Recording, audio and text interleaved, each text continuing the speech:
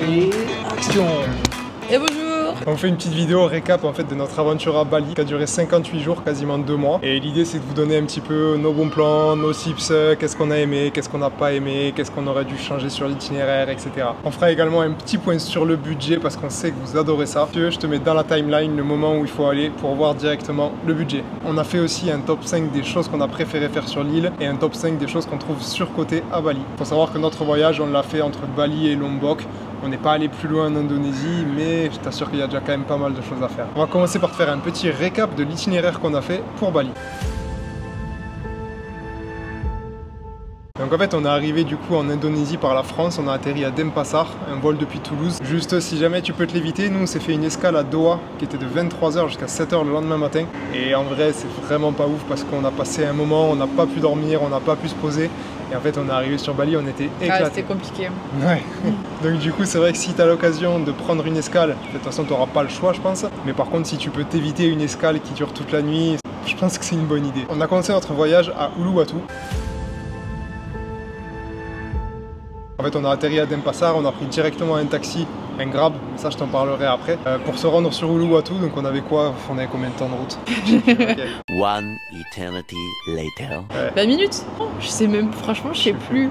Bon dans tous les cas ça peut se faire en taxi, on a pris le taxi directement depuis l'aéroport pour aller à Uluwatu. Un premier logement. Surtout ne prends pas les taxis qui t'attendent à taxi, ils vont t'arnaquer. Donc prends sur Grab directement à l'aéroport. Ne prends pas les taxis qui t'appellent direct, sinon tu vas payer 5 fois plus cher. Donc nous du coup par rapport à notre escale, on est arrivé à Bali, on était complètement éclatés, on était vraiment morts. Il y a aussi le fait qu'on a dû préparer notre départ. Comme on est parti sur un long voyage, on a préparé le déménagement, etc. les 15 jours avant de partir. Donc en fait on arrive sur Uluwatu éclaté. Et c'est vrai qu'on n'a pas kiffé de ouf l'endroit. Je sais pas ce que t'en as pensé toi.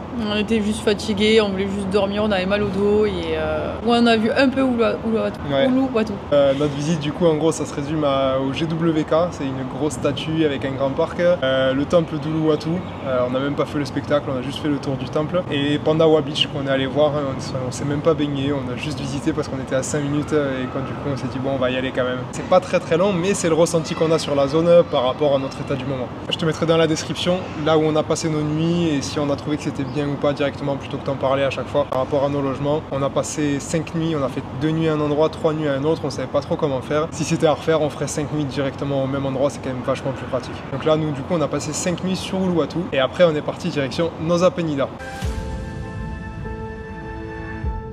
On est remonté à Sanur pour prendre un bateau. Pour aller sur Nusa Penida, c'est les fameux speedboats que tu vois souvent sur les réseaux sociaux. On voit les speedboats qui sont hyper dangereux, etc. Nous, on a essayé de se caler par rapport à la marée. En fait, le fait d'avoir une marée montante, d'avoir du beau temps, c'est censé t'aider à éviter d'avoir des grosses vagues et à ce que ce soit catastrophique. Et je pense que ça a été pas trop mal parce que du coup, on a eu un trajet qui s'est super bien passé. Après, ce que vous voyez sur les réseaux, c'est vraiment, ils exagèrent beaucoup. Enfin, souvent, quand tu vas prendre ton bateau, ça va bien se passer. N'aie pas peur de tout ce que tu vois sur les réseaux. Il y a des catas de temps en temps, mais sinon, ça se passe bien. Donc Nusa Penida, si tu ne situes pas trop, c'est vraiment la photo instagrammable que tu retrouves de partout sur Kelingking Beach, donc la plage avec la côte en forme de T-Rex. C'est vraiment magnifique. Et franchement, même si c'est hyper touristique, qu'ils sont en train de construire un ascenseur en verre, etc., c'est un peu catastrophique. Ça vaut le coup d'y aller, de voir ça de tes propres yeux, c'est vraiment sympa. Nous, on a eu le droit de voir une famille de singes, même quand on est remonté avec le sunset, c'était trop mignon. C'était ouf. Après, par contre, la descente, elle est sport. Tu vois des petits escaliers mignons au début, tu dis ouais, bon, ça va, c'est ça. Et après, en fait, tu te retrouves à descendre comme ça, tout tenir à des cordes, à pas pouvoir te croiser, etc. Donc, de l'escalade. Donc en fait, si t'es pas un peu en forme physiquement, je pense que regarde la plage d'en haut, ça sera très suffisant. Et prends des baskets, surtout pas en tongs. On en a vu le faire en tongs, c'est pas un conseil. Non. Nous, sur l'île, on a décidé de prendre un logement qui était au centre. Et franchement, on était vraiment contents de notre choix. La chance qu'on a, c'est que je m'en sors pas trop mal avec un 2 roues. Donc en fait, on a pu louer un scooter. Et donc du coup, le fait d'avoir un logement au centre, ça a des inconvénients. C'est-à-dire qu'il faut bouger un petit peu à chaque fois que tu veux faire quelque chose. Par contre, l'avantage, c'est qu'au contraire, t'es loin de rien. Donc en fait, c'est-à-dire que tu prends ton scooter et en 30 minutes, tu vas n'importe où sur l'île. La deuxième chose, c'est que tu as des prix imbattables. Les prix sont bien meilleurs au centre de l'île que sur les bords. Et c'était quali surtout, c'était super chouette. C'était hyper quali et les locaux ils sont hyper gentils et hyper accueillants. Ouais, on est tombé sur un logement pépite, c'était un de nos premiers logements et vraiment on a adoré. C'était The Salon Guest House, donc ça pareil, je te le mettrai dans la description, tu peux y aller les yeux fermés. Donc on a passé 3 nuits au milieu et après on a changé de logement, on s'est rapproché un petit peu du bord, on était droite. Bamboo Bungalow Jungle View. C'est mignon, c'était gentil, mais c'était quand même pas la même qualité que ce qu'on avait sur le premier logement. Mais ça va, c'est ok. Prépare-toi à avoir des cafards de partout aussi. C'est leurs animaux de compagnie, donc faut s'y faire. Le premier logement, on n'en avait pas trop eu. Par contre, le deuxième, en fait, on en avait 3 qui revenaient tout le temps. Tout le temps. Tous les jours, on en avait 3. 5. Même si on s'en débarrassait. Par jour. On avait 3 nouveaux qui débarquaient le lendemain. Donc après Nusa Penida, on est parti à Nusa Lembongan, Nusa Ceningan. Donc c'est 2 toutes petites îles au-dessus de Nusa Penida. On a pris un petit bateau, on a pris 10 minutes pour y aller. Et les 2 îles elles sont reliées par un pont, le Yellow Bridge. C'est vraiment un tout petit pont et si tu veux le prendre en scooter, franchement, sois prêt à le prendre parce qu'il est vraiment pas large. Ceningan, je te conseille pas forcément d'y aller exprès. C'est une toute petite île, tu fais le tour en scooter en 30 minutes, il n'y a pas grand chose à faire. Mais par contre, les Bongan, si tu as du temps, c'est chouette à faire. Franchement, on avait un logement qui était un poil plus cher que ce qu'on a eu sur Bali. Mais par contre, c'était hyper quali et c'est chouette. Il était très quali, il était très bien. Donc le prix était un peu plus cher, mais il était magnifique. Ouais, si tu veux faire Lembongan et Ceningan, loge uniquement sur les Lembongan, comme ça tu peux faire une journée sur Ceningan. On va pas prendre un logement sur Ceningan. Sur les Lembongan, c'est le premier et le seul endroit. Quand on a voulu louer un scooter, le mec il avait même pas de casque à nous proposer. Et quand on lui dit bah, vous avez pas de casque, il nous dit non, no police here, no police. Je dis, bah, en fait, moi si je mets un casque c'est pour ma sécurité, enfin c'est pas que la police. Non, no helmet, no helmet. Donc bon, du coup on n'avait pas de casque sur l'île. Mais voilà, c'est tranquille, il n'y a pas de police. Ah oui, là aussi, là où on a loué, le propriétaire, il se proposait gentiment de nous prendre les tickets, de nous organiser les activités, etc. C'est hyper gentil de sa part. Par contre, on a regardé, en fait, en comparant avec les prix qu'on trouve même sur Internet, il était plus cher à chaque fois. Donc méfie-toi quand même, quand il est trop gentil et qu'il te propose de tout faire à ta place, là, forcément, lui, il y gagne quelque chose. Donc si jamais tu as 5 minutes de plus, tu peux t'organiser tout seul et il n'y a pas de souci. Alors regarde sur Internet directement, tu auras... au moins t'as pas de triche, les prix sont affichés, t'es tranquille. Si jamais tu as le site Get Your Guide, on te mettra un lien. On a un lien qui te permet de réserver directement, donc on te mettra pareil le lien dans la description. Et du coup après, en dehors de visiter, de faire le tour, de profiter un peu, il y a la mangrove qui est hyper sympa, tu peux faire un tour en canoë là-bas. Sur les Bongan, c'est l'activité principale qu'on a fait. Du coup après Nusa Penida, on est parti sur Lombok. C'est surtout connu pour ces 3 îles, les Gili, mais ça on y allait après. Donc du coup on va commencer par vraiment Lombok, l'île. En fait c'est une île qui est à l'est de Bali, qui fait la taille de Bali. Donc c'est quand même une grande île et on est parti sur 15 jours sur cette île. Il n'y avait pas plus grande? Bon, un poil. Ce qu'on a fait nous en fait, on est arrivé du coup en haut au niveau du port, on a loué directement un scooter sur les 15 jours. Comme ça on a fait tout le tour de l'île en scooter. Quand on a loué le scooter, le mec il nous a montré comment mettre nos sacs à dos pour qu'ils soient calés. Et du coup en fait on a appris à se servir de nos sacs à dos et à monter sur le scooter avec nos sacs à dos comme ça. Et du coup ça nous a permis de faire tout le tour sans avoir besoin de prendre un taxi pour aller jusqu'à un endroit, etc. Donc on a commencé par Kuta Lombok, c'est tout au sud de l'île. On a vu que c'était pas mal pour faire du surf, c'était pas trop cher pour se loger. Donc du coup on a passé 8 jours dans cette ville. C'est beaucoup expat, surf, chill, c'est bonne ambiance et ça ressemble un peu à Uluwatu, chose qu'on n'a pas trop vu mais qu'on a entendu parler. Et c'est un peu les mêmes vibes. C'est vraiment agréable, des jolis cafés, t'as de quoi te balader. Qu'est-ce qu'on a fait de plus là-bas? On a surfé. Et on a surfé, notre premier cours de surf qui était vachement cool. Kuta, c'est juste à côté de Mandalika, là où il y a le circuit de MotoGP aussi. Donc en fait, ce qui fait que sur l'île de Lombok, t'as des routes qui sont super bonnes. T'as des 2x2 voies impeccables avec interplein central, mais t'as personne sur les routes. C'est vrai que c'est pratique, c'est confortable pour rouler, mais c'est quand même beaucoup moins fun qu'à Bali. C'est beaucoup moins fun. La rencontre avec les locaux avec qui on a passé 3 jours, qui nous ont fait à manger, qui nous ont accueillis, avec qui on est allé pêcher, etc. C'était vraiment un bon moment qu'on a passé sur Kuta. Et du coup, après Kuta, on est monté un peu plus dans la montagne à Tete Batu. C'est autour du mont Rinjani, donc c'est vraiment montagne, c'est un peu plus froid. Et en fait, tu arrives en scooter là-dedans, tu as l'impression que tu es vraiment à la campagne. Ouais. Tu as un petit chemin qui fait 1,50 m de large et tu es censé passer là avec ton scooter à moitié boueux pour arriver à ton logement. Faut pas avoir peur des enfants, ils vont t'accoster tout le long, même les adultes en fait. Tout le monde te dit where you go, waterfall, where you go, waterfall. Ils ont compris qu'ils pouvaient t'accompagner, visiter les cascades, etc.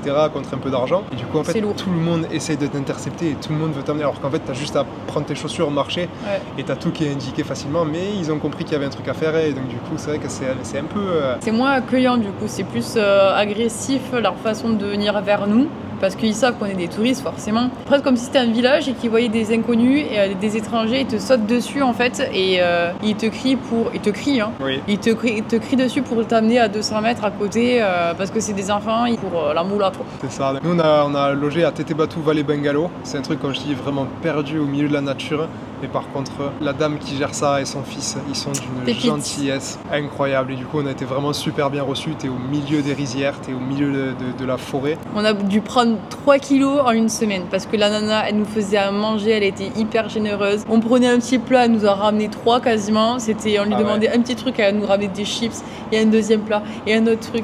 Et toujours vers nous, toujours accueillante, etc. C'était vraiment un amour. Et même le logement lui-même, hein, il était assez original. Il y avait la porte entre la chambre et les chiottes, la douche, une vitre teintée, mais pas du bon côté.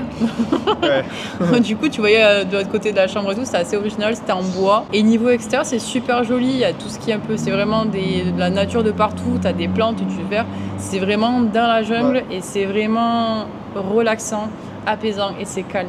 C'est simple, tu as des chemins de randonnée en fait, qui partent de là où on avait le logement pour aller dans les rizières, etc. Donc dès le premier jour, en fait, on est arrivé, on a juste laissé nos affaires, on a pris nos chaussures et on est parti se balader dans les rizières, on a fait voler le drone et tout, vraiment c'est magnifique. On a passé 4 nuits du coup à Tete Batu et après on a pris le scooter. On a fait le tour du Mont Rinjani, en fait on voulait pas faire l'ascension, on n'est pas hyper fan de randonnée, on s'est dit pas motivé et on est allé côté Bayan.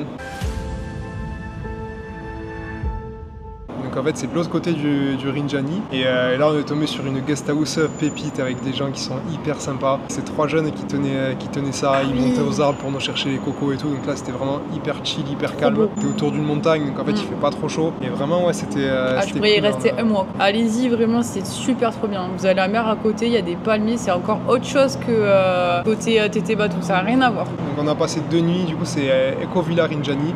Pareil, tout en description. D'ailleurs, le tour en scooter, c'était quand même un peu sport, hein, parce que ça montait comme il faut. Mais au moins, en fait, tu profites des beaux paysages sans te faire chier à faire une randonnée. C'est vrai que c'était pas mal. Et du coup, après ça, donc ça faisait quasiment 15 jours, on est parti à Senggigi.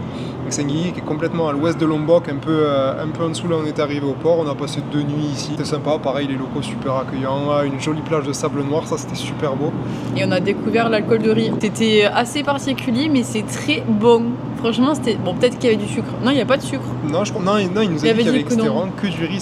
Ça avait un goût sucré, un goût bon, mais c'est vraiment que du riz fermenté. Enfin, c'était vraiment pas mal. C'est leur boisson. Ouais. C'est vraiment cool. Et du coup, Senggigi, c'était juste manière de vous faire un dernier stop avant de partir sur les Gili. Là, les Gili, c'est le meilleur endroit sur Terre. Donc on est parti de Lombok, nous on a commencé par aller sur Gili Air, on a passé 5 nuits sur Gili Air. En fait c'est 3 îles les Gili, t'as Gili Air, Gili Meno et Gili Trawangan. Et Gili Air c'est vraiment le bon compromis entre un truc qui est pas trop touriste, qui bouge pas trop, mais pas trop calme non plus, donc tu peux faire des choses, enfin c'était vraiment le bon compromis. Et du coup on a passé 5 jours sur l'île, on a plongé, snorkeling, la plage, vraiment c'était le kiff quoi. On fait tout à pied, t'as pas de véhicule à moteur sur l'île. Trop chouette. Donc c'est vrai que c'est vraiment hyper calme. Bon, ils ont les scooters électriques maintenant, donc ça faut faire quand même un peu attention. Il y a des chevaux, malheureusement, ils sont maltraités, c'est sûr. C'est leur moyen de transport, tout simplement, avec les scooters électriques. Mais Gili Air, franchement, si vous comptez y aller, c'est vraiment quelque chose. Enfin, vous allez vous reposer, chiller, soleil, apéro, plonger, snorkeling, bronzer à fond. Il y a une salle de sport si vous souhaitez. T'as pas mal de trucs de food western, donc t'as pas mal de nourriture européenne. Mais par contre, t'as quand même quelques warung, quelques restaurants locaux où tu peux aller, tu peux manger pour vraiment pas grand chose. On a mangé quasiment tous les midis un truc qui s'appelle Warung Parida. C'est vraiment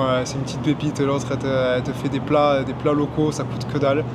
Et on s'est régalé. Et du coup, Gili Air, on a profité moi pour passer mon open water de plongée. Mel qui l'avait passé l'année dernière, du coup elle a pas besoin. Elle a fait un petit refresh avec nous le premier jour. Après elle a plongé avec nous le dernier jour pour aller voir les requins. J'ai passé 3 jours à plonger, donc c'est vrai qu'en fait forcément quand tu passes 3 jours sur 5 à plonger et à kiffer avec de la plage et tout, je pense que tu peux pas mieux faire quoi. Et puis l'eau elle est bleu turquoise, transparente, et il y avait à un moment donné l'eau elle était trop chaude.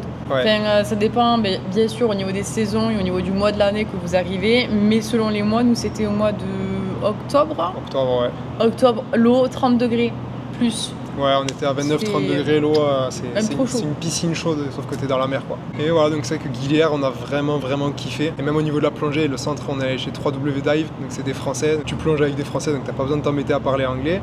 Et même au niveau de la qualité de l'enseignement, la qualité du matos, etc. Moi, je vois, j'ai plongé à Ahmed un peu après. Et franchement, il n'y a pas photo, le matos, il est vraiment hyper quali et l'enseignement est top. Donc franchement, si vous cherchez un truc, c'est un peu plus cher que d'autres centres de plongée, mais en termes de qualité, c'est vraiment top. En termes de logement, tu peux pas te tromper sur où tu vas sur l'île. Le premier jour, on a fait le tour de l'île à pied, donc vraiment, tu peux pas te tromper. Tu prends n'importe où le logement, il n'y a pas de souci, tu auras un bon emplacement. Donc voilà, on a passé 5 jours sur Gili Air, après on a passé une nuit sur Gili Meno. Gili Meno, c'est vraiment tout petit. On arrive à pied, on traverse l'île à pied. Du coup, Gili Meno, ouais, c'est un peu la même chose. L'île, tu peux faire le tour à pied, donc tu es sûr de pas te tromper sur le logement. Elle est plus petite aussi. C'est beaucoup plus petit. Moi, je suis arrivé, j'étais un peu malade, donc c'est vrai que j'ai moins kiffé que les souvenirs que Mel en avait. Mel, elle y était allée l'année dernière déjà. Elle a vraiment apprécié l'île. Ouais, j'étais restée 2 ou 3 jours sur Gili Meno et j'ai fait l'île toute seule à pied, etc. C'est super chill. Tu plonges à 2 mètres, t'as des énormes tortues de fou de partout et les poissons de toutes les couleurs. C'est vraiment en mode campagnard mais sur une île. T'es tranquille, y a personne, t'es sur ta petite île Robinson Crusoe. C'est trop cool. Moi j'ai vraiment kiffé. Ce que j'ai moins kiffé sur Gili Meno, c'est vraiment la grosse différence. T'as un côté de l'île qui est un peu comme ça, qui est vierge, qui a pas grand chose. Et en fait, tu vas juste de l'autre côté et t'as des grosses villas de luxe, des gros restos de luxe. Je trouve qu'il y a un trop gros déséquilibre entre les deux parties de l'île. Après, par contre, c'est vrai que le fait qu'on est allé faire du snorkeling, on a fait 2 mètres, on avait 2 énormes tortues à côté de nous, on a pu nager avec elles, on était tout seul. C'est quand même pas l'enfer sur Terre. Ouais, c'est bien. Donc on a passé une nuit sur Gili Meno et après on a fait une nuit sur Trawangan aussi. Ouais. Après, en fait, Trawangan, c'est réputé pour faire la fête, pour les champis, etc. C'est alcool, drogue et fête. Parce qu'on savait que c'était pas trop le délire et la chose qu'on voulait faire sur notre voyage. Ouais, puis même, on l'a pas trop vu, hein. Ça s'est pas trop vu, hein. Bah, t'as quand même des stands de champis de partout, quoi. Je m'attendais à pire. À 23h, donc forcément. Ouais, donc t'arrives, t'es accueilli par un mec avec des grands yeux qui serrent les dents. Voilà, c'était le truc qui était réputé pour faire la fête. On s'est dit, on va y passer une nuit quand même pour voir. C'est qu'il y a des super spots de snorkeling. L'île est jolie, c'est calme aussi parce que pareil, t'as pas de véhicule à moteur. Même si t'as beaucoup de calèches, t'as quand même plus de monde, etc. Je pense que l'île est sympa si t'es en vacances, que tu veux profiter, que tu veux faire un peu la fête, tu vois, et que tu veux juste chiller. Ouais, t'es entre potes, etc. Va à Gilité, c'est sûr, va pas à Gili Meno, ça c'est vraiment chill, etc. Mais va à Gilité si tu veux faire la fête. Faire passer des vacances. C'est quelque chose que tu peux faire, mais ça n'a pas été notre île préférée. Et donc du coup, après avoir passé 8 jours sur les Gili, on a repris un bateau à direction Padang Bay pour aller à Ubud. Donc en fait, quand tu arrives à Padang Bay, par contre, c'est sportif l'arrivée. T'es là, tu sors à peine du bateau, t'as des mecs qui t'accostent, t'es encore dans le bateau, le mec il a une pancarte avec marqué taxi, taxi. Et en fait t'as une espèce de mafia au niveau du port de Padang Bay, où les grabs ont le droit d'y aller mais pas les Gojek. Du coup en fait les mecs ils se basent sur les prix de grab, mais du coup grab fait exploser les prix. Et en fait en gros si tu veux un prix raisonnable, tu prends le prix de Gojek. Et le mec tu lui dis bah non regarde le prix c'est ça, il va te dire non mais Gojek ils ont pas le droit de venir ici.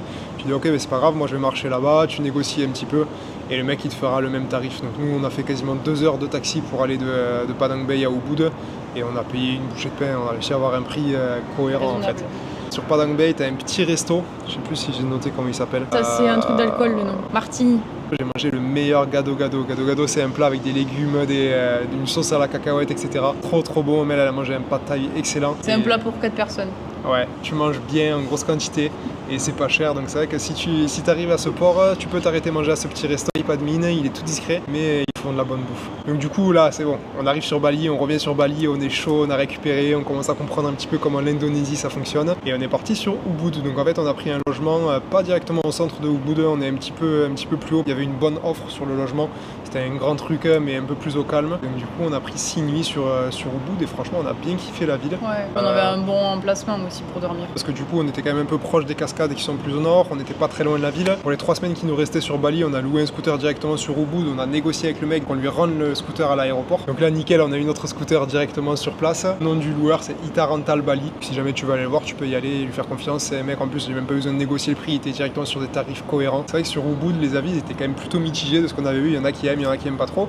Mais nous on a trouvé que c'était un bon compromis entre la ville et la campagne, c'est-à-dire qu'il y a plein d'activités à faire, il y a plein de choses à voir. Mais par contre t'es pas dans les bouchons constamment comme à Canggu ou quoi, c'est vraiment tu peux rouler tranquille, tu peux te déplacer sans être coincé quoi. Surtout que Ubud, c'est là vraiment, c'est le point central au niveau de toutes les cascades que tu as à côté. Canggu, c'est vraiment ville, et Ubud, c'est cascade, visite, marche, découverte, vraiment du côté de Bali, dans ses profondeurs. Les rizières de Tegalagan, il y en a plein qui vous diront c'est surcoté, faut pas le faire, c'est franchement... C'est magnifique, allez-y, ok, il y a un petit peu de monde, ok, tu vas devoir payer un petit peu pour rentrer, mais franchement, les rizières, même, tu pourras pas trouver aussi jolies comme rizières. Il y a Kreta que vous voyez souvent sur les réseaux, sur Instagram, etc. L'eau est froide et c'est très touristique, c'est chouette à faire au niveau de la vue, pour les photos, etc. Mais voilà, tout dépend de ce que tu recherches. Si vraiment tu veux faire vacances, profiter, faire la fête, etc., vas-y. Après, si c'est juste pour chiller, plutôt chercher la campagne, le voyage, chill, etc., je te déconseille. Et du coup, après Ubud, on a pris la direction du Mont Batour. Donc le Mont Batour, c'est une option que tu peux faire justement en une journée au départ de Ubud. On a fait le choix d'y aller pour 3 jours pour voir un petit peu la région là-bas, et on savait même pas si on allait monter le volcan ou pas. Le volcan, c'est un volcan ? Oui. Je crois. On savait même pas si on allait le monter ou pas. C'est vrai que c'est un truc que tu fais au lever du soleil, c'est une activité qui est sympa, c'est the activité à faire dans la région. Ça dépend de la météo. Et on s'est dit bon, on y va, on verra ce que ça donne. Mais franchement, au final, on a fait la montée. Départ à 4h du matin et y arriver pour 6h. L'idée, c'est d'arriver un peu avant 6h pour avoir vraiment le sunrise. La famille chez qui on logeait nous l'ont organisé. Donc on s'est dit bah allez, on y va, on va se le faire quand même quitte à être là. C'est l'activité principale, c'est de faire la randonnée du Mont Batour si tu vas là-bas. Ouais. Après, si vous êtes des amoureux de la randonnée, vous attendez pas à une randonnée de fou, hein. C'est juste un petit sentier où tout le monde se suit. Même mamie. Ça grimpe un peu. Bon, t'as quelques feignants qui se font amener en motocross au sommet. Il y en a qui prennent des jeeps là et qui se font amener à un certain point en fait où tu peux voir le sunrise. Tu le vois moins bien que tout en haut, mais du coup t'as pas besoin de forcer du tout. Mais ouais, c'est vrai que la randonnée est pas ouf quoi. Tu mets même pas 1 heure à monter et t'arrives en haut. C'était sympa, mais j'ai trouvé quand même que c'était un peu surcoté. Après, c'est chacun son expérience par rapport à ça. Du coup, c'était la deuxième fois que j'ai fait le Mont Batour, et la première fois, donc, du coup, j'avais eu un lever de soleil avec pas mal de nuages, etc. Et la couleur, mais rouge dans le ciel, c'était vraiment à tomber par terre, c'était magnifique. Et j'en garde un très bon souvenir, et je pense l'un des meilleurs aussi de ma vie. Que là, la deuxième fois qu'on l'a fait ensemble, c'était pas du tout ça, il n'y avait pas de nuages, du coup il n'y a pas de couleur, le soleil est sorti, mais il n'y avait pas de réverbération de la couleur dans les nuages, je l'ai bien dit. Réverbération, tu y étais presque. Ah, il n'y avait pas de réverbération. Il n'y avait pas de couleur dans les nuages, du coup c'était différent. Du coup j'ai même moi-même pas vécu la première et la deuxième fois le même sunrise. Après, le point positif qu'on a eu là-bas, c'est qu'il y a un grand temple et qu'il y avait une cérémonie quand on y était. Donc on a pu voir la cérémonie, on a pu rentrer dans le temple pendant qu'il y avait énormément de monde, on a vu les locaux défiler, etc. Du coup, ouais, si tu veux passer par le Mont Batour, soit tu peux faire du coup un day trip en partant de Ubud ou d'une autre ville. Juste, tu pars très tôt le matin, tu vas partir dans la nuit, tu te fais ton ascension, tu redescends et tu rentres chez toi l'après-midi. Soit tu peux passer 1 nuit, 2 nuits grand maximum. Il n'y a pas énormément de choses à faire non plus. Il n'y a rien d'autre à faire. Pensez à prendre un pull polaire si vous voulez visiter un peu les hauteurs du Mont Batour parce qu'il gèle. Ouais, il fait un peu frais, surtout quand nous on avait du vent, du coup comme c'était dégagé, il y avait du vent. Et le vent il faisait un peu frais quand même. Du coup après le Mont Batour, on est parti sur Ahmed. Donc Ahmed, c'est tout en haut à droite, c'est réputé pour la plongée, pour les plages, etc. Et bon, déjà petit conseil si t'es en scooter, mets le GPS voiture, mais pas le GPS scooter. Alors t'as l'impression que tu vas gagner du temps avec le GPS scooter, mais honnêtement... Genre tu vas gagner 1 heure de route. Ouais, alors je pense qu'on a gagné presque 30 minutes. Mais à quel prix?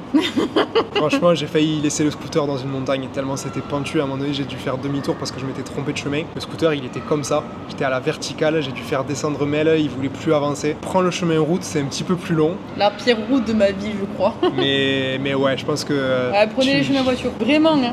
Ahmed, c'est cool, on a vu vraiment les plus beaux snorkeling qu'on ait fait sur Bali. C'est genre tu entres dans la mer, c'est un aquarium, c'est magnifique. Après les plages par contre c'est des galets, du coup c'est vrai qu'on a moins kiffé le fait de rester sur la plage, de se poser sur la plage, c'est pas des galets. Mais par contre ouais, pour le snorkeling c'est vraiment top. Moi je suis allé plonger mais elle était malade, je préférais pas risquer pour les sinus. La plongée c'était cool, mais j'ai pas autant kiffé que sur les Gili, mais c'était quand même chouette et puis en plus c'est pas cher. Et voilà, non Ahmed c'est une petite ville chill, si t'aimes bien l'eau, snorkeling et plonger, franchement tu peux y aller, c'est sympa. Top 1 dans le snorkeling je dirais. Avec les Gili, c'est Ahmed, parce que c'est vraiment clair et c'est rempli de poissons partout, c'est waouh. On a même vu des raies, des murènes, enfin franchement... C'était trop cool. On n'a pas vu de tortue je crois sur Ahmed. Non, il n'y a pas de tortue. Mais par rapport au Gili, mais par contre c'est vraiment magnifique. Tac tac, après Ahmed on est parti direction Lovina. Lovina, du coup, c'est au nord de Bali, c'est connu pour les dauphins. C'est the attraction à faire à Lovina, d'aller nager avec les dauphins. On est arrivé, en fait, on a booké et dès le lendemain matin, à 5h du mat, on était sur le bateau au sunrise pour aller voir les dauphins. D'entrée, on arrive perdu au milieu de l'Indonésie, on tombe sur un couple de Français qui viennent du même coin que nous, si vous regardez la vidéo. Donc on est parti, on a passé 4 heures sur le bateau à chasser les dauphins. Moi, l'expérience, j'ai trouvé ouf. Mais elle a vu les dauphins un peu plus loin quand elle était dans l'eau. Donc en fait, tu te tiens et tu as le masque, le tuba, et donc en fait, tu as juste à regarder dans l'eau. Et du coup, le mec avec le bateau, il va suivre les dauphins. Et franchement, c'est ouf. Moi, j'ai eu la chance d'avoir les dauphins qui sont vachement rapprochés, donc ça a été incroyable. Et toi, t'es un peu plus mitigé. Ah, ben moi, j'étais pas au bon moment. Il faut être au bon moment quand il y est. Parce que en fait, il y a que 2 places, un côté et de l'autre. Et du coup, c'était lui à ce moment-là où il y avait les dauphins le plus proche. Du coup, moi, j'ai pas eu cette chance de rester un bon moment avec les dauphins. C'est le jeu, ma poule. C'est lui qui a profité, tant mieux. Si jamais tu fais ça, attache bien ton maillot. Tu peux finir le cul à l'air assez rapidement. Je dis ça, je dirais. Et du coup, on a passé 4 heures. Le mec, au bout d'un moment, il nous dit bah écoutez, moi, je suis à court d'essence là, il va falloir qu'on rentre. On dit bon, ok, pas de soucis. Je crois que le tour il était prévu pour 2 ou 3 heures. Et ouais, au final, il a passé plus de 4 heures sur le bateau. C'était trop bien. Et le soir, on a fait une autre activité dans l'eau. On s'y attendait pas du tout. C'est vrai qu'on connaissait pas du tout. Ouais. On allait voir du plancton. On dit allez voir du plancton. Qu'est-ce qu'il nous raconte? Du coup, on a regardé un peu. Et en fait, c'est du plancton bioluminescent, donc c'est du plancton qui brille dans le noir. C'est ouf. Donc en fait, le mec il nous dit bon, ok, on part avec lui en pleine mer, en pleine nuit sur un vieux bateau. On se dit bon, ok, bizarre. D'un coup, il arrête le bateau, il commence à remuer une pagaie dans l'eau. Et en gros, il nous dit regardez, en fait, tu vois des petits traits lumineux un peu dans l'eau. Bon, tu dis ah, ok, c'est chouette, machin. La poussière de fée, c'est vraiment le truc dans Peter Pan là. Ouais, c'est ça. Tu bouges l'eau, c'est la poussière. Ça élimine, c'est des paillettes. On a sauté dans l'eau, et une fois que t'es dans l'eau, là, tu le vois trop bien. Et ça, c'est énorme. Genre, en fait, t'es dans l'eau, et du coup, c'est comme il disait, genre, c'est de la poussière de fée. T'es là, en fait, tu fais le moindre mouvement, t'as toute la lumière qui s'illumine suivant tes mouvements, et c'est vraiment ouf. Et du coup, c'est vrai que si tu vas à Lovina, que tu fais les dauphins, ben franchement, book un tour. Alors, faut pas avoir peur de nager en pleine mer, en pleine nuit, parce qu'il fait tout noir, que t'as un peu de courant, et faut pas trop t'éloigner du bateau. Mais l'eau est bonne. L'eau, oui, l'eau elle reste à 29-30 degrés, ouais. Donc t'inquiète, t'auras pas froid. Mais il faut pas avoir peur. Mais par contre, c'est vrai que la sensation d'être sous l'eau, d'être dans l'eau et d'avoir toutes les lumières qui brillent, c'est énorme. J'en ai très peu entendu parler sur Bali, des activités comme ça, donc c'est vraiment un truc qu'on a découvert comme ça, et c'est vraiment quelque chose à faire, on me le conseille. Donc du coup, voilà, nous on a passé 3 nuits sur Lovina, on a vraiment kiffé. C'est un endroit qui est pas trop visité déjà. Bon, après les gens qui viennent, qui font les dauphins et qui repartent, mais franchement, t'as des bons petits restos, le côté plage il est chill, t'as le plancton, t'as les dauphins, t'as une grande ville juste à côté. Non, franchement, c'est un coin à visiter sur Bali. Après Lovina, on est parti à Munduk.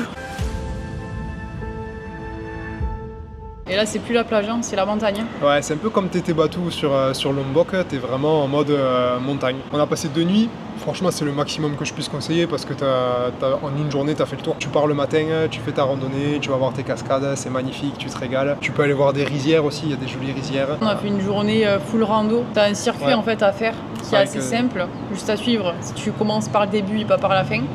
Et t'as 3-4 cascades à aller voir, donc ça monte, ça descend, ça grimpe. Pour avoir quand même pensé à prendre à boire, même si t'as des stands un peu de partout.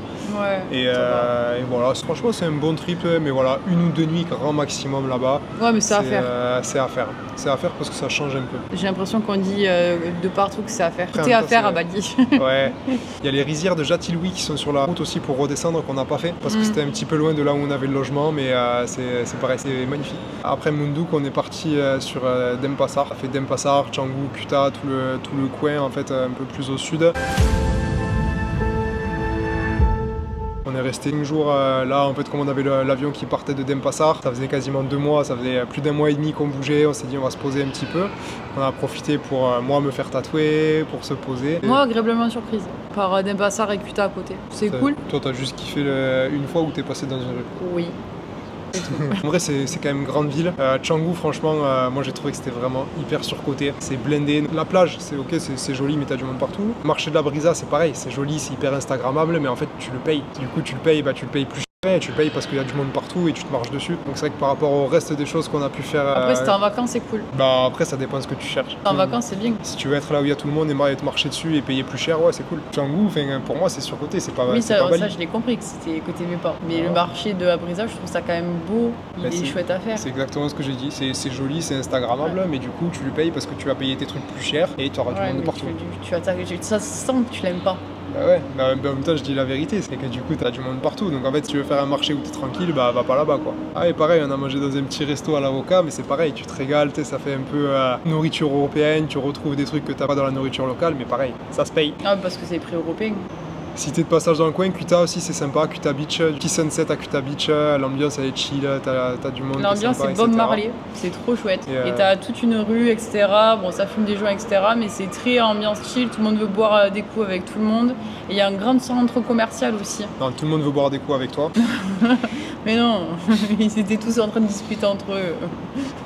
Il y a un grand centre commercial qui est sympa si tu cherches à regarder les boutiques, voilà. Et voilà, donc ça c'était notre trajet, ça a été un petit peu long, avec un petit récap des stops qu'on a fait sur Bali. On a fait quasiment tout le tour de l'île, il y a toujours des endroits qu'on n'a pas forcément vus, mais on a quand même bien vadrouillé dans l'île. Donc du coup, on va passer au bilan. Le bilan money. Combien ça nous a coûté pour passer 58 jours sur Bali à deux? Les dépenses, on les a réparties en différentes cases. Et je vais donner par ordre décroissant qu'est-ce qui nous a coûté le plus cher au moins cher. Donc du coup, ce qui nous a coûté le plus cher,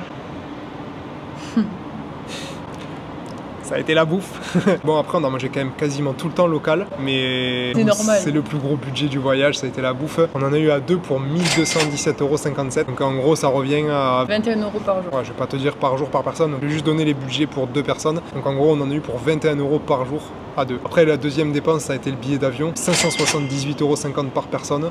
C'est un billet à aller depuis la France pour venir à Denpasar. Là pareil, c'est très variable. C'est ce que ça nous a coûté en billet à aller. Au niveau du logement, on était à 839 € pour deux forcément, parce qu'on est deux. Donc ça fait 14,50 € la nuit en moyenne. Des logements qu'on a payé un petit peu plus cher, mais en général on n'a pas payé plus de 20 € la nuit pour avoir une chambre privée avec petit déjeuner. Ouais, surtout. Donc ouais, franchement. Salle de bain privée aussi. Oui, salle de bain privée. C'est vrai que sur Bali on a eu quasiment que ça. Si tu veux les mêmes prix en étant tout seul, il faudra que tu partes vers des auberges. Mais nous en tout cas à deux, le fait qu'on puisse partager le prix du logement du coup en deux, quand même vachement plus confortable. Après la troisième dépense ça a été mon tatouage, mais ça du coup on l'a mis un peu hors budget. Donc, la quatrième dépense ça a été les plongées. Donc, là pareil, moi c'est un gros budget parce que j'ai passé mon open water. Donc j'ai passé ma première certification de plongée. Après j'ai refait une plongée tout seul. Mais elle a fait un refresh, elle a fait une plongée. Donc on en a eu pour 509,42 € en tout pour toutes ces plongées, ces certifs. Donc c'est vrai que c'est pas excessif, mais c'est quand même un gros budget qu'on a eu. Après on arrive dans les trucs un peu plus classiques, les choses que toi aussi t'auras. Donc on a eu dans les transports, on a eu pour 487,61 €. Donc ça fait 8,41 € par jour. Ça représente à peu près le prix d'un scooter. Scooter qu'on a loué tout le temps, plus les bateaux, etc. Il n'y a pas eu de vol interne à Bali. On a pris des petits bateaux pour aller sur les différentes îles. On a pris scooter. On n'a pas pris de bus non plus, je crois. Non, il n'y a pas de bus. On n'a pas pris de bus, de train, etc. C'était vraiment scooter, taxi, bateau. Ouais. Ensuite, au niveau des activités en extérieur, etc., savoir que tout ce qui est visite de temple, c'est payant. Le parking aussi, quand t'as un scooter, c'est payant. Bon, c'est pas grand chose, mais à la fin, du coup, ça fait vraiment une bonne somme. Et on en a eu pour 340,91 €. Après en termes de visa et taxes d'entrée, nous on a fait le choix de prendre un visa directement 60 jours parce qu'on savait qu'on y resterait 2 mois. Il faut savoir que c'est plus cher que si tu prends 30 jours et que tu refais 30 jours si tu veux y rester 2 mois, sachant que c'est le maximum. Ou alors si tu prends 30 jours, que tu fais un aller-retour dans un autre pays et que tu reviens 30 jours. Donc du coup on en a eu pour 208,85 €. Ensuite, le fameux budget massage esthétique, épilation, massage, épilation, pour un total de 285,44 €. Ouais, les massages c'est pas cher, mais du coup on en a fait quand même pas mal, plus l'épilation, plus on a dû acheter du gel douche, du shampoing, parce qu'il n'y en avait pas tout le temps, donc voilà, ça va englober tout ça, ce budget. Après on a le budget souvenir, ça on s'est pas ruiné, en fait on voyage en sac à dos, donc c'est vrai qu'on n'a pas énormément de place. On n'a pas de souvenirs. Et en souvenir on a payé 49 €, voilà, donc on en a eu pour 85 centimes par jour en souvenir, on s'est pas ruiné. Après on a le budget laundry, en total on a eu pour 26,85 €, pareil ça coûte vraiment que dalle. Après on a eu les séances de sport, on n'a pas trop fait de sport sur ces 2 premiers mois, on a un peu plus accéléré après, mais c'est vrai qu'on a quand même un peu coupé le sport et on en a eu pour 18 € en 2 mois de sport. Ça représente le nombre de fois qu'on a fait le sport aussi. Voilà, on n'a pas fait grand chose. Et après on a eu quelques taxes pour les ATM, donc en fait avec Boursobank, la carte qu'on utilise, on a le droit à 3 retraits par mois par personne, et ici souvent les ATM ils te bloquent à 1 500 000 roupies, donc ça fait à peu près 100 €, et donc du coup c'est vrai que c'est un peu chiant, donc tu es obligé de retirer souvent, quand tu dois payer les logements en cash ça part vite, donc c'est vrai qu'on a dépassé quelques fois les 3 retraits, du coup on a eu des frais sur les ATM, on a eu pour 8 € sur les 2 mois, c'est pas une ruine. Donc du coup en faisant le total, en retirant le budget de la formation plongée, du tatouage et du billet aller qui sont 3 choses du coup, qui billet aller ça va vachement changer. La formation plongée et le tatouage c'est 2 choses qui sont assez personnelles. On est sur un total de 3360 € sur place, donc ça représente 57,94 € par jour. Soit 29 € par personne par jour. Et après si on inclut les tatouages, etc., on est par contre à 46 47,78 € par jour par personne. Ça fait bien grimper le budget. Après, c'est vraiment un chiffre à pas prendre en compte parce que je me suis pas fait tatouer, j'ai pas fait l'open water, donc mon budget perso il est plus faible que le sien. C'est ça. Ça va être sûrement un des plus gros budgets étant donné qu'on a le billet aller, le gros tatouage, la formation de plongée. Ça a été vraiment les 2 premiers mois qui nous ont coûté le plus cher, je pense, sur le voyage, mais c'était notre budget total. Bon, au final, 28 € ça va. Hein. Après aussi en termes de bouffe sur le budget, j'avoue là où on a un peu craqué, c'est dans le cookie. Les cookies, on s'est un peu ruiné là-dedans. On payait aussi cher un cookie qu'un plat local. Et c'est vrai qu'ils étaient quand même très bons et ça nous faisait du bien de trouver du bon chocolat et des trucs qui nous rappelaient un peu la France. Ça nous a coûté un peu d'argent. C'était très bon. On nous a fait un petit top 5. Top 5 des choses qu'on a vraiment préféré faire sur Bali. Du coup, on vous en a parlé, vous avez pu comprendre un petit peu. Fais ton top 5 et je fais mon top 5. Ouais, le top 5 ex aequo, c'est Kuta Lombok avec les locaux qu'on a rencontrés, c'était vraiment top. Après, le top 5 ex aequo, c'était Ubud, parce qu'il y a vraiment plein de choses à faire autour. La vibe est cool, c'est chill, c'est top 5 ex aequo. Ouais. Après, le top 4, Klinkin Beach à Nusa Penida. La plage, vraiment, elle est magnifique. C'est touristique, mais c'est vraiment magnifique, faut pas la louper. Top 3, c'est le snorkeling qu'on a fait à Manta Point, donc sur Nusa Penida. On est allé faire du snorkeling, on a vu des raimentas, incroyable, incroyable. Top 2, c'est à Lovina, la sortie avec les dauphins. J'ai l'impression de nager avec une intelligence artificielle, c'était ouf. Donc ça, c'est mon top 2. Et le top 1, c'est la plongée sur Gili Air. Toutes les plongées que j'ai pu faire, j'ai passé quand même pas mal de temps. J'ai fait 5 plongées sur l'île. Les tortues, les requins, les poissons dans tous les sens, l'eau transparente, chaude. Je pense qu'on peut pas mieux faire. Moi, je vais commencer par le top 1, Gili Air, dans le cœur, pour son eau bleue turquoise, etc. Top 2, Gili Meno. Pour moi, c'est vraiment mon coup de cœur parce que c'est vraiment, je l'ai vécu différemment et j'ai trouvé ça super bien. C'est calme, c'est tranquille. Tu fais le tour de ta plage, c'est trop cool. Top 3, Nusa Penida. C'était génial à faire. Top 4, Ahmed, pour l'aquarium, etc., pour le snorkeling. Top 5, Ubud. Ou Ubud en top 4. Non. Je dis quoi? Non, je mettrais en 4 du coup Ubud et en 5 Ahmed. Ouais, donc en gros, la vie marine, elle aura une entrepôt quand même sur Bali. T'as plein de choses à faire, des cascades, des temples, etc. C'est quand même mieux si t'apprécies la plongée, le snorkeling, etc. si tu vas sur Bali. En même temps, c'est une île, donc bon, faut quand même s'en douter. Et c'est vrai qu'on s'est vraiment régalé. Pour l'instant, c'est notre top 1 du voyage. On a 6 mois de voyage. On est en Malaisie, donc on a vu passer quelques trucs. Et Bali, pour l'instant, ça reste vraiment notre top 1. On a fait un petit top 5 des surcotés, des choses qu'on a trouvées surcotées à Bali. En vrai, à Brèche, parce que tout ça, tu l'as déjà dit. Le top 5 pour moi, le 5e surcoté, c'est le Mont Batour. Ils ont toute une organisation autour du truc, ils te font payer cher pour ce que c'est. C'est beau, mais je pense que c'est pas tout le temps magnifique. Si t'as pas prévu d'aller au Mont Batour dans ton voyage, ça prend quand même du temps, c'est pas grave. Le top 4 pour moi, c'est Gili Trawangan. C'est pas ce qu'on recherchait forcément, donc pour moi c'est un peu surcoté. Le top 3, c'est Benang Kelambu Waterfall. C'est une cascade qui est hyper connue autour de Ubud. Nous on y est allé au lever du soleil, on y est allé à l'ouverture, donc vraiment très tôt. Et en fait on s'est garé sur le parking, il y a déjà du monde qui arrivait et c'est vraiment un endroit qui est blindé apparemment, donc c'est joli, c'est impressionnant, c'est magnifique. Je pense que si tu veux y aller en pleine journée, oublie. Si t'es motivé à te lever le matin, ça vaut le coup, mais sinon c'est surcoté. Faut y aller à 6 h du matin. Mon top 2 de surcoté, c'est Uluwatu. Du coup, ce que j'ai dit, c'est on était éclatés, on était fatigués, on a trouvé qu'il n'y avait pas ouf à faire. C'est sympa, mais on n'a pas trouvé que c'était un endroit incroyable, donc je pense qu'il faudra quand même y retourner pour se faire un vrai avis, mais pour moi c'est un peu surcoté. On sera obligé d'y retourner quand même pour voir. Et mon top 1 dans le truc surcoté, vous l'aurez compris, c'est Canggu. Pour moi, Canggu, c'est vraiment c'est surcoté. Ça reflète pas Bali, donc il y a des trucs, c'est magnifique, de toute façon on reste sur Bali, tout est beau, c'est instagrammable, c'est super, mais par contre c'est surcoté, c'est blindé, t'as du monde de partout, je trouve que c'est surcoté.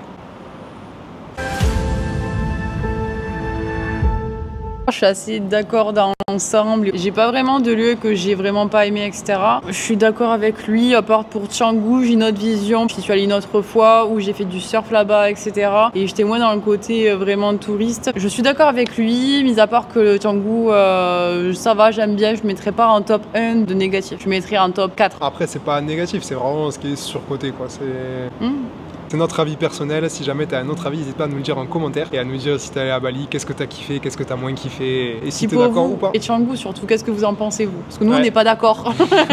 On n'est pas d'accord, donc du coup dites-nous en commentaire ce que vous pensez de Canggu. Toi tu y es allé en pensant que 100 000 roupies c'était 1 euro. Et moi j'ai fait du surf, j'ai fait plein d'autres trucs aussi. Du coup, on a un autre petit point sur nos conseils.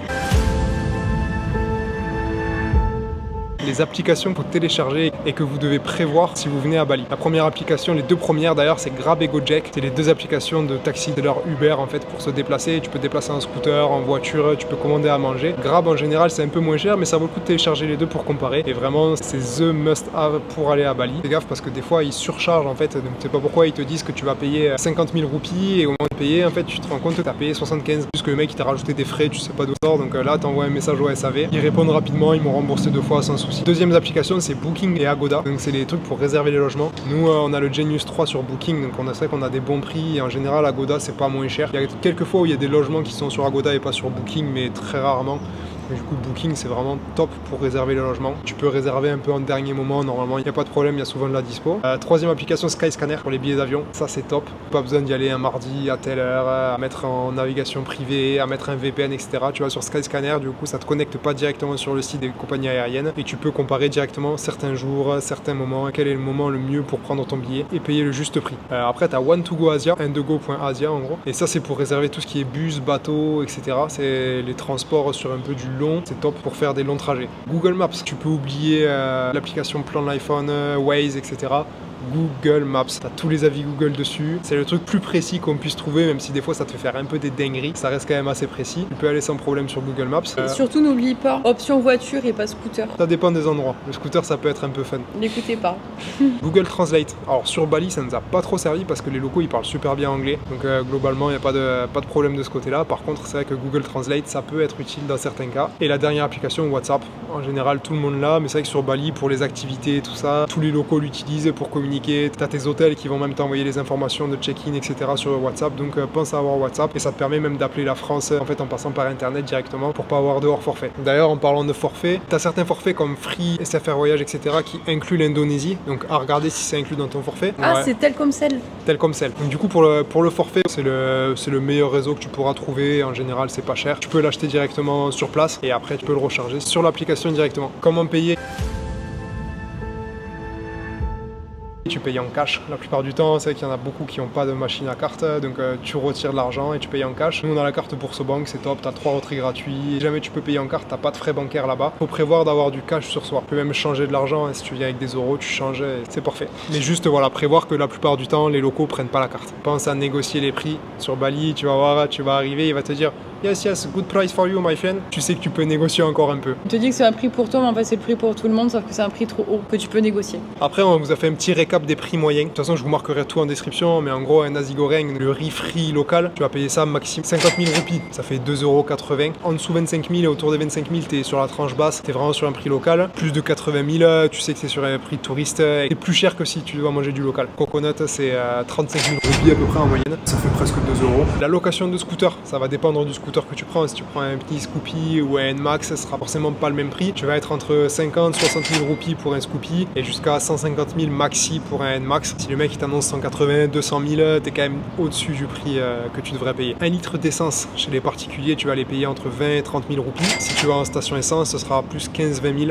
Donc voilà, à toi de voir ce que tu fais. Tu as beaucoup de locaux qui vendent les bouteilles directement. Ça peut dépanner, mais si jamais tu as la possibilité d'aller en station essence, tu payeras toujours moins cher. Une chambre avec salle de bain, avec petit déjeuner, etc. Comme on a dit, c'est 14,50 € en moyenne, on en a eu. Donc tu es entre 10 et 17 € à peu près. Les massages, du coup, on en a fait pas mal. Tu es entre 100 000 et 200 000 roupies. Si tu payes plus que 200 000, tu es censé avoir un truc qui est vraiment hyper quali. Ou alors, c'est que tu te fais arnaquer simplement. Si le mec il te demande de payer 20 000 roupies pour un parking, méfie-toi quand même. Et la laundry, donc la lessive entre 10 000 et 20 000 roupies par kilo, il compte comme ça, donc en fait t'amènes ton linge, il te le pèse, donc c'est entre 10 000 et 20 000 roupies par kilo. Et pour une seconde visite, qu'est-ce qu'on ferait ? Nous du coup on a fait que Bali, Nusa Penida, Lebongan, les Gili, Lombok et c'est vraiment une toute petite partie de l'Indonésie. Si tu veux venir dans ce coin là, ce qu'on peut te conseiller de faire en plus c'est une croisière sur les îles Komodo. C'est magnifique, t'as de la plongée, tu vois des paysages de ouf. C'est un truc qu'on aimerait bien faire en plus, c'est dans le coin. Du coup si t'es resté jusque là de la vidéo, merci, j'espère que ça t'a plu. Si jamais t'as l'intention de venir à Bali, ça pourra t'aider. Et je te mets tout en bas de la description, va le voir, des idées d'itinéraire que tu peux faire en fonction du temps que tu veux rester. Donc n'hésite pas à aller jeter un petit coup d'œil et si tu veux tester. Et si t'as déjà déjà fait certaines choses à Bali que tu veux nous conseiller, c'est avec plaisir parce qu'on compte vraiment retourner à Bali ou en Indonésie. Donc n'hésite pas à partager tes meilleurs tips, adresses en commentaire, mais ça serait avec grand plaisir de lire vos commentaires là-dessus. Nous, c'est vrai qu'on aimerait bien faire Sulawesi, Java, Sumatra, essayer d'aller voir d'autres îles en Indonésie. Mais sur Bali, je pense qu'il y a toujours d'autres choses à faire et d'autres choses à voir. L'île, elle est tellement magnifique, elle regorge tellement de trésors de ouf. Tu peux ne pas t'en lasser même si tu reviens et tu reviens. On ne peut pas ne pas aimer. Bon, en espérant que cette vidéo t'ait plu. Merci de votre écoute. Je sais pas. Ouais, bon, ça m'étonnerait qu'il y ait grand monde qui soit resté jusque là, mais on vous fait des bisous. T'as dit partager, abonner et tout. N'oubliez pas de liker la vidéo. Et vous Abonnez. Abonnez. Likez, abonnez. Ça leur fera plaisir, vraiment abonnez-vous. Abonnez-vous.